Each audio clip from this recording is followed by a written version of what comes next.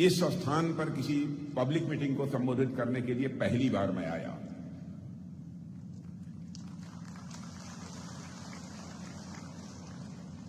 वैसे देश का कोई भी ऐसा डिस्ट्रिक्ट बचा नहीं है जहां पर कि पब्लिक मीटिंग को एड्रेस करने के लिए मेरा जाना न हुआ, लेकिन मेरा यह दुर्भाग्य था कि मैं इस स्थान पर किसी पब्लिक मीटिंग को एड्रेस करने के लिए आज अब तक नहीं आ पाया।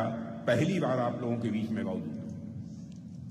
आप लोगों ने तालियां बजाकर और साथ ही साथ हमारे तपिरगांव जी ने अपने शब्दों के माध्यम से मेरा स्वागत किया है, लेकिन भारत की परंपरा है और शिष्टाचार का तकाजा भी है।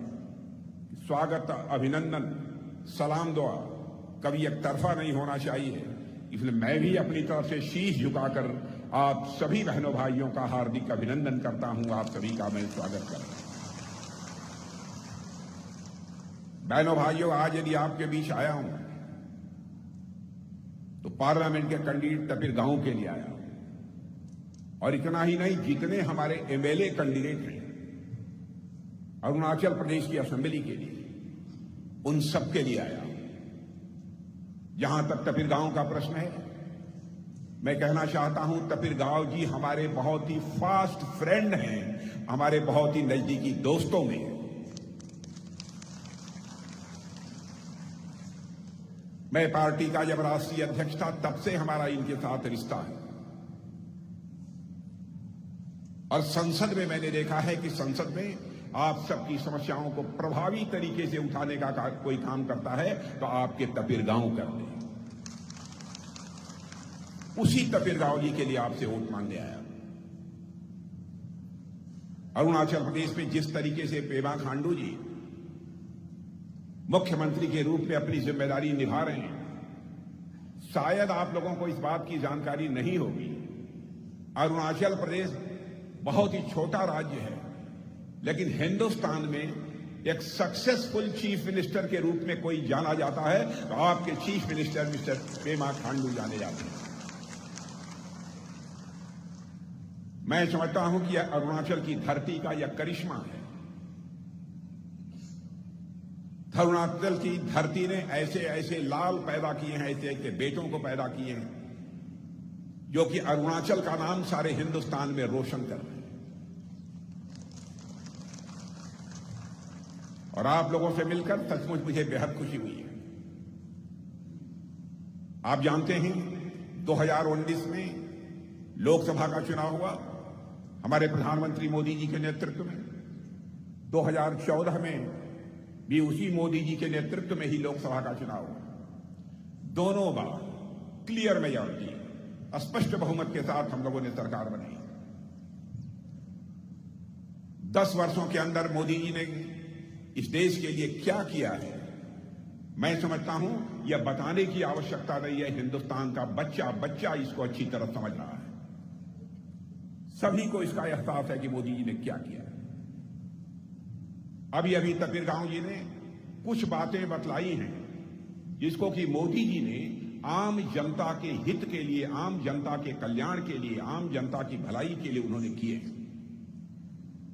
लेकिन एक बात मैं आपसे कहना चाहता हूं, आज सारी दुनिया में मेरे बहनों भाइयों भारत का कद तेजी के साथ बढ़ा है। भारत का स्टेचर सारी दुनिया में ऊंचा हुआ है। पहले भारत वो दुनिया में जो सम्मान नहीं मिलता था, आज भारत का कोई नागरिक दुनिया के किसी देश में चला जाए उसको यह एहसास हो जाएगा कि भारत की प्रतिष्ठा, भारत की इज्जत, भारत का सम्मान दुनिया के लोगों की नजरों में कितना बढ़ा हुआ है। इंटरनेशनल फोरम पर पहले भारत कुछ बोलता था तो भारत की बातों को जिस गंभीरतापूर्वक लिया जाना चाहिए नहीं लिया जाता था, लेकिन आज यदि इंटरनेशनल फोरम पर भारत कुछ बोलता है, सारी दुनिया कान खोलकर सुनती है कि भारत बोल क्या रहा है। मेरे बहनों भाइयों, यह हमारे भारत की हैसियत सारी दुनिया में बनी है। गौरव से हम सभी का मस्तक ऊंचा हुआ है। हम सब इस मामले में सौभाग्यशाली हैं कि मोदी जी जैसा व्यक्ति हमको प्रधानमंत्री के रूप में मिला है, जो हमारे भारत का कद सारी दुनिया में ऊंचा कर रहा है। आपको इस बात की भी जानकारी होगी, 2014 में जब हमारी सरकार बनी थी, उसके पहले लगातार 10 वर्षों तक यहां कांग्रेस की सरकार थी। आप लोग तुलना कर सकते हैं कि कांग्रेस की सरकार ने अथवा कांग्रेस की पहली की भी सरकारों ने क्या किया है और हमारी सरकार ने मोदी जी के नेतृत्व में क्या किया है। दोनों में कितना बड़ा अंतर है, आप स्वयं इस बात की तुलना कर सकते हैं। 2014 के पहले जितने गरीब भारत में थे, आपको जानकर खुशी होगी, मोदी जी ने करिश्मा किया है मेरे बहनों भाइयों, कमाल किया है मोदी जी ने कि 10 वर्षों के अंदर अपने प्रधानमंत्री रहते हुए भारत के 25 करोड़ लोगों को गरीबी रेखा से बाहर करने में कामयाबी हासिल की है। यह एक बहुत बड़ी उपलब्धि हमारी है। और यह मैं नहीं कह रहा हूं कि मैं उनकी कैबिनेट का मिनिस्टर हूं, इसलिए नहीं कह रहा हूं।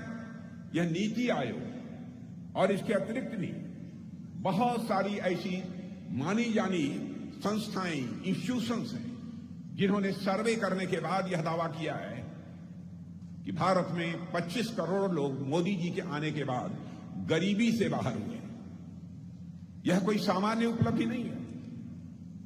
आज के 10 वर्ष पहले आप लोग स्वयं ही महसूस करते होंगे अरुणाचल की क्या स्थिति थी, और आज महसूस करते होंगे आप कि अरुणाचल की स्थिति क्या है। दुनिया के अधिकांश देशों के राष्ट्राध्यक्ष, यानी दुनिया के भिन्न भिन्न देशों के प्राइम मिनिस्टर, प्रेसिडेंट ये कहते हैं 21st सेंचुरी इस वर्ल्ड में किसी की होने जा रही है तो हमारे और आपके देश भारत की होने जा रही है मेरे बहनों।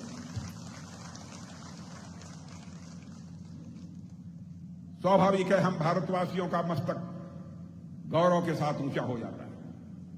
मैं एक घटना बतलाना चाहता हूं रक्षा मंत्री होने के नाते। इंडियन नेवी, हमारी 3 सर्विसेज हैं, Indian army, Indian air force, Indian navy. हमारे इंडियन नेवी के 3 ऑफिसर्स रिटायर होने के बाद कतर में वह सर्विस कर रहे थे। किसी मामले में कतर की अदालत ने उन्हें फांसी की सजा दे दी और भारत में यह हाहाकार मच गया। उनका कोई बहुत बड़ा दोष नहीं था, लेकिन कतर की अदालत ने उन्हें फांसी की सजा दे दी। अब उस फांसी से बचाने का काम यह बहुत बड़ा चुनौतीपूर्ण काम था।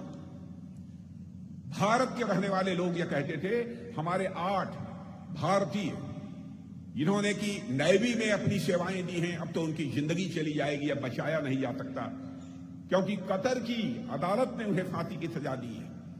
देखिए हमारे प्रधानमंत्री का कलेजा, हमारे प्रधानमंत्री ने टेलीफोन उठाया, कतर के प्रेसिडेंट से बात की, और बहनों भाइयों आपको जानकर खुशी होगी कि कतर के प्रेसिडेंट ने हमारे 8 के 8 जो यक्स सर्विसमैन थे, इंडियन नेवी के जो पूर्व अधिकारी जो वहां काम कर रहे थे, उनकी सारी सजा को उसने माफ कर दिया। यह है भारत का कर,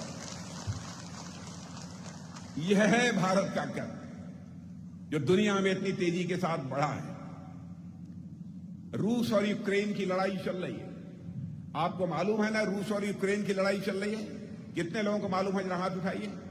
सबको मालूम, बराबर रूस की तरफ से 2 साल से यह लड़ाई चल रही है। रूस की तरफ से मिसाइलें चल रही हैं, यूक्रेन की तरफ से मिसाइलें चल रही हैं, बड़ी संख्या में लोग मारे जा रहे हैं। यूक्रेन में हमारे भारत के बहुत सारे बच्चे एमबीबीएस कर रहे थे, इंजीनियरिंग की पढ़ाई कर रहे थे, मैनेजमेंट का कोर्स कर रहे थे। अब उनकी जिंदगी को बचाना एक बहुत बड़ी चुनौती थी। उनके माता पिता जो भारत में रहते थे, उन्होंने प्रधानमंत्री से मांग करनी शुरू कर दी, मोदी जी चाहे जैसे भी हो हमारे बच्चों को कतर से आप निकाल कर बाहर लाइए, हमारे बच्चों की पढ़ाई हो अथवा न हो, हमें इस बात की चिंता नहीं है, हमारे बच्चों की जिंदगी बचनी चाहिए। उनके माता पिता यह प्रधानमंत्री से मांग कर रहे हैं। और आपको जानकर खुशी होगी, हम लोगों को स्वयं लगता था यह काम असंभव है, नहीं हो सकता है, क्योंकि 2 देशों के बीच की लड़ाई का मामला है, कोई झुकेगा नहीं।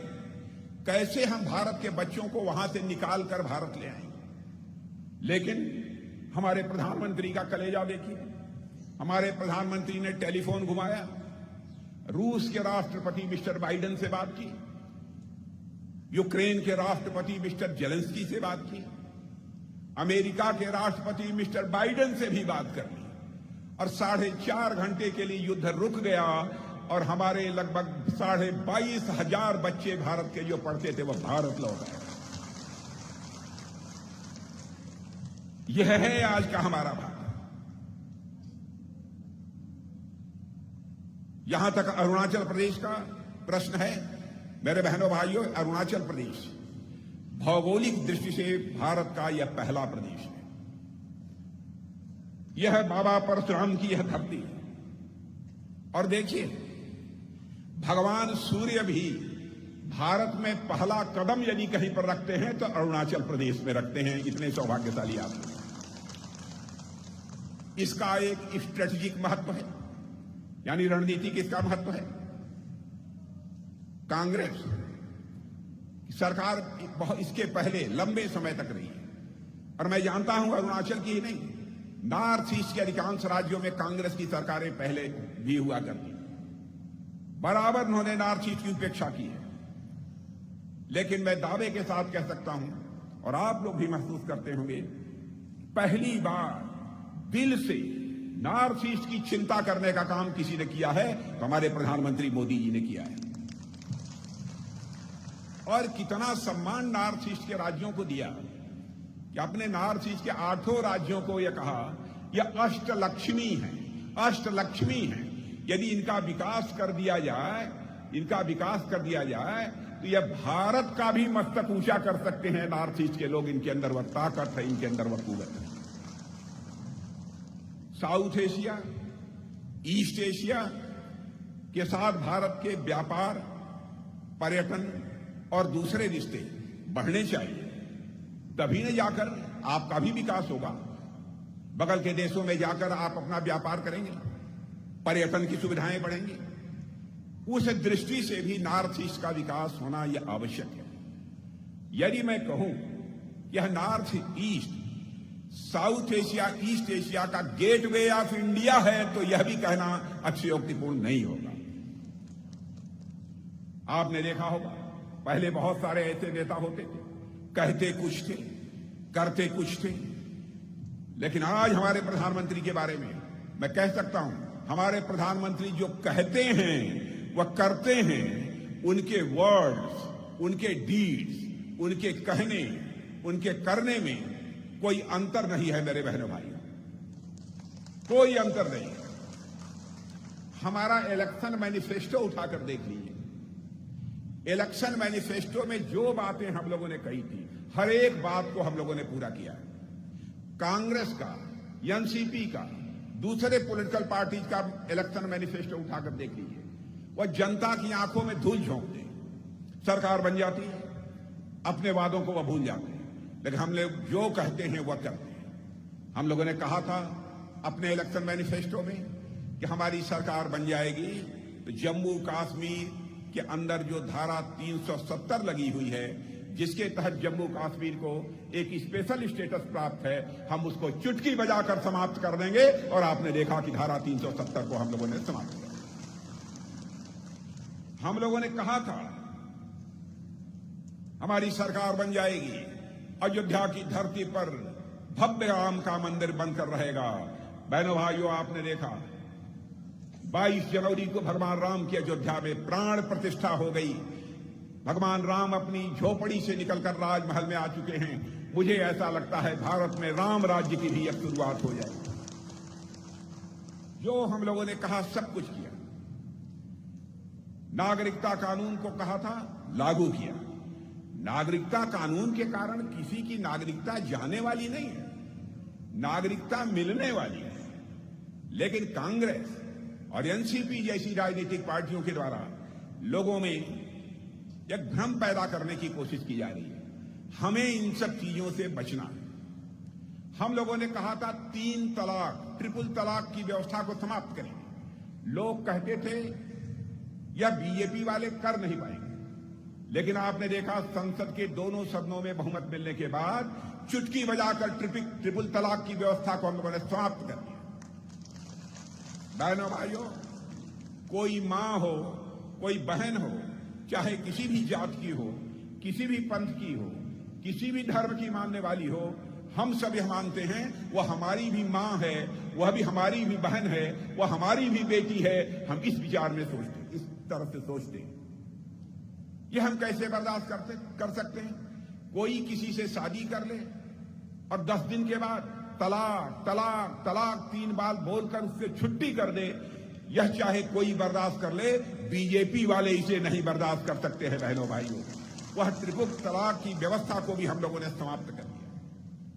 आपने देखा होगा, प्रधानमंत्री ने इसी अरुणाचल प्रदेश में, इसी नॉर्थ ईस्ट में जो भी शिलान्यास किया उसका लोकार्पण भी किया। कांग्रेस के समय आपने देखा होगा, ये लोग चुनाव आता था, शिलान्यास तो करते थे, लेकिन कभी भी उसका लोकार्पण करने की नौबत नहीं आती थी। कभी वह प्रोजेक्ट पूरा ही नहीं हो पाता था।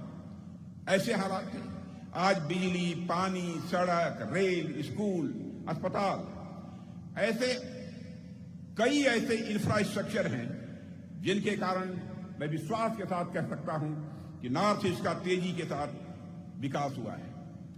और आप आंकड़े उठाकर देखिए, पिछले 10 वर्षों में जितनी तेजी से इन्वेस्टमेंट हुआ है, पिछले 10 वर्षों में जितनी तेजी से निवेश हुआ है, इसके पहले कभी भी इतना इन्वेस्टमेंट नहीं हुआ है अरुणाचल प्रदेश और नॉर्थ ईस्ट में जितना कि इस बार हुआ है। यह सब कांग्रेस की कल्पना से पूरी तरह से परे था।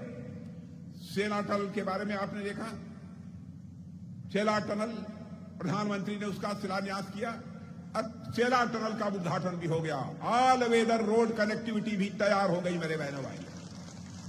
13,000 फीट की ऊंचाई पर बना हुआ सेला टनल कांग्रेस कभी कल्पना भी नहीं कर सकती।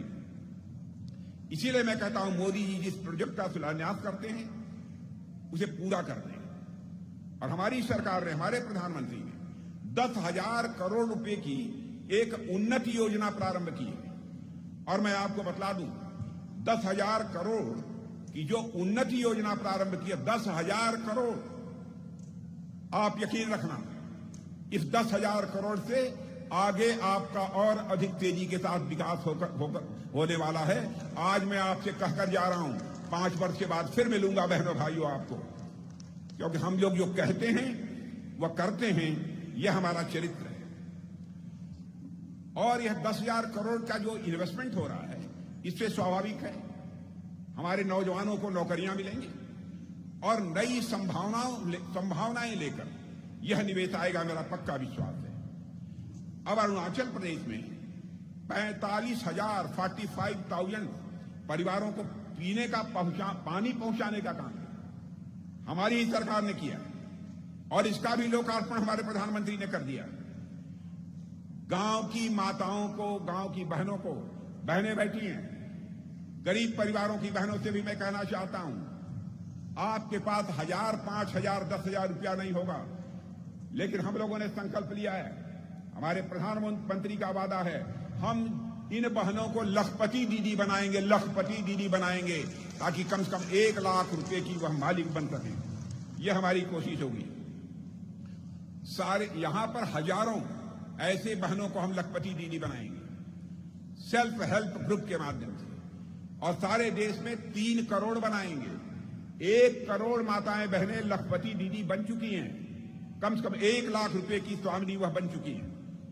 बहनों भाइयों, सड़कों का कितनी तेजी के साथ निर्माण हुआ है नॉर्थ ईस्ट में, यह आपको बताने की आवश्यकता नहीं है, आप सभी अच्छी तरह जानते हैं। दिव्यांग डैम देश में का मैं समझता हूं सबसे ऊंचा डैम बनने जा रहा है, देश का सबसे ऊंचा डैम बनने जा रहा है। अब आप देखिए, सबसे बड़ा पुल भी, सबसे बड़ा ब्रिज भी यदि कहीं पर है, बोगीबिल, तो नॉर्थ ईस्ट में है, और सबसे बड़ा ब्रिज भी यदि कहीं पर बन रहा है तो अभी नॉर्थ ईस्ट में बन रहा है। यानी हमारे प्रधानमंत्री इस नॉर्थ ईस्ट की तरफ कितना ध्यान दे रहे हैं, इसका आप सहज ही अनुमान लगा सकते हैं। कांग्रेस के समय इंफ्रास्ट्रक्चर डेवलपमेंट नाम की कोई चीज नहीं की। कांग्रेस ने तो मैं कहूं कि हजारों वर्ग किलोमीटर की जमीन उन्होंने भारत की गंवा दी है बहनों भाई, हजारों वर्ग किलोमीटर हमारे पड़ोसियों के पास ही नहीं है। लेकिन मैं इसका किसी को दोस्त, मैं कोई लांछित किसी को नहीं करना चाहता, गई। लेकिन मैं आज आपसे कहना चाहता हूं, अब भारत की भूमि जाने नहीं पाएगी, कोई भी इसे हड़प नहीं सकता बहनों भाइयों। मैं आपको विश्वास दिलाता हूं, भारत की भूमि अब कोई हड़प नहीं सकता। कांग्रेस का काम करने का अपना तरीका था। हमने कांग्रेस की गलतियों को सुधारा है और बॉर्डर इंफ्रास्ट्रक्चर को हम लोगों ने डेवलप किया है। सीमा के नजदीक के जो गांव होते थे, या कांग्रेस के लोग कहते थे कि अंतिम गांव, हम लोग कहते हैं कि सीमा के पास के गांव हमारे अंतिम गांव नहीं हैं, बल्कि भारत के पहले गांव हैं जो कि सीमा के पास रहते हैं। इसलिए हम इन गांवों का भी तेजी के साथ विकास इस समय कर रहे हैं। और हमारा मानना है कि जब तक इन गांवों का विकास नहीं होता है, तब तक हम जिस हद तक सीमाओं की सुरक्षा करना चाहते हैं, उसमें निश्चित रूप से कुछ न कुछ कठिनाई आएगी। इसलिए सीमा के जो हमारे गांव हैं, उनको हम अपना फर्स्ट विलेज मानते हैं, पहला गांव मानते हैं। और साथ ही उसके का स्ट्रेटेजिक इंपॉर्टेंस तो है ही। और साथ ही मैं कहना चाहता हूं, यहां के लोगों को भी मैं यह मानता हूं, अरुणाचल के रहने वाले लोग हमारे स्ट्रेटेजिक एसेट हैं। इसलिए आप सबके प्रति हम लोगों के दिल में विशेष एक प्यार का भाव, एक सम्मान का भाव रहता है। और जब भी चीन के साथ युद्ध हुआ है, आप लोगों ने जिस प्रकार की भूमिका निभाई है, यह पूरा भारत कभी नहीं भूल सकता। अरुणाचल के मेरे बहनों भाइयों, सदैव यह भारत आपका ऋणी रहेगा। यह हम सबका घर है। अभी चीन ने अपनी वेबसाइट पर अरुणाचल प्रदेश के 3 जगहों के नाम को बदलकर पोस्ट कर दिया। बहनों भाइयों, नाम बदल देने से कुछ नहीं होने वाला है। अपने पड़ोसी को बताना चाहता हूं, कल चाइना के भी यदि कुछ प्रांतों के, कुछ स्टेट्स के हम नाम बदल दें, तो क्या नाम बदल देने से चाइना के वो स्टेट्स हमारे हो जाएंगे? इस गफलत में चाइना को नहीं रहना चाहिए। मैं मानता हूं ऐसी हरकतों से भारत और चीन के बीच के रिश्ते खराब होंगे। हमारे यहां अटल बिहारी वाजपेयी जी कहा करते थे, इस बात को हमें बराबर ध्यान रखना चाहिए कि जिंदगी में दोस्त बदल जाते हैं, लेकिन पड़ोसी नहीं बदलते।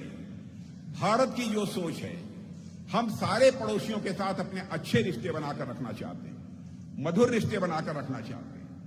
लेकिन भारत के मान, सम्मान, स्वाभिमान पर यदि कोई चोट पहुंचाने की कोशिश करेगा, तो बहनों भाइयों, स्वाभाविक है उसका जवाब देने की भी कुवत आज भारत के अंदर है। मैं आपको बताना चाहता हूं, हमारे प्रधानमंत्री ने एक संकल्प यह भी लिया है, 2047 समाप्त होते होते भारत को एक डेवलप्ड कंट्री बनाएंगे, विकसित भारत बनाएंगे। विकसित भारत हमारा यह नारा नहीं है, विकसित भारत हमारी यह प्रतिबद्धता है। इसलिए मैं आप सबसे कहना चाहता हूं बहनों भाइयों, सभी राजनीतिक पार्टियों को लंबे समय तक आपने देखा है। अब यदि भारतीय जनता पार्टी नेतृत्व की एनडीए मोदी जी के नेतृत्व में देश को आगे ले जा रही है, तो भरपूर सहयोग, भरपूर समर्थन आपका प्राप्त होना चाहिए। और अरुणाचल की जनता के लोगों पर विश्वास है, क्योंकि वास्तव में नेशनलिस्ट हैं। इस देश की रक्षा के लिए सर्वस्व अपना न्यौछावर कर देने की कुवत यदि किसी के अंदर है, तो हमारे अरुणाचल के रहने वाले नौजवानों के अंदर है, बहनों भाइयों के अंदर है। आपके ऊपर मुझे पूरा विश्वास है। तपिर गांव जी आपके सांसद रहे हैं, और मुझे लगता है कि आप लोगों ने मन बना लिया है कि इस बार तपिर गांव जी को फिर से पहले से कहीं अधिक मतों से विजय दिलाकर उनको भारत की संसद में भेजना। यदि आप लोगों ने मन बना लिया, जरा हाथ उठाकर तालियां बजाइए, तो मैं मान लूं कि आप लोगों ने मन बना लिया। पीछे के लोग भी, पीछे के लोग जो बैठे हैं, अच्छा वहां भी बज रही हैं तालियां। तो मैं मान लिया हमारे सारे एमएलए जो अरुणाचल प्रदेश की विधानसभा के लिए चुनाव लड़ रहे हैं, हमारे एमएलए कौन है, जरा खड़े हो जाइए, कहां है? एक बात खड़े हुए जनता के सामने एक बार इनके लिए भी तालियां बजाकर आशीर्वाद आप सभी दे दें, आपसे अपील करना चाहते हैं। कपिल गांव जी, एक आपसे मैं आग्रह करूंगा, चुनाव जीत जाने के बाद, हमारे सारे एमएलए के चुनाव जीत जाने के बाद, एक बार हमको कहीं यहां चाहे अगल बगल कहीं एक बार और बुला लेना। चुनाव जीतने के बाद यदि अगर मैं आना चाहूंगा तो अपना स्वागत कराने के लिए नहीं आना चाहूंगा। चुनाव जीतने के बाद यदि आना चाहूंगा तो एक बार शीश झुकाकर आप सभी बहनों के प्रति आभार व्यक्त करने के लिए, आपका अभिनंदन करने के लिए यहां पर आना चाहूंगा। इन्हीं शब्दों के साथ आप सबको बहुत बहुत धन्यवाद। बोलिए भारत माता की।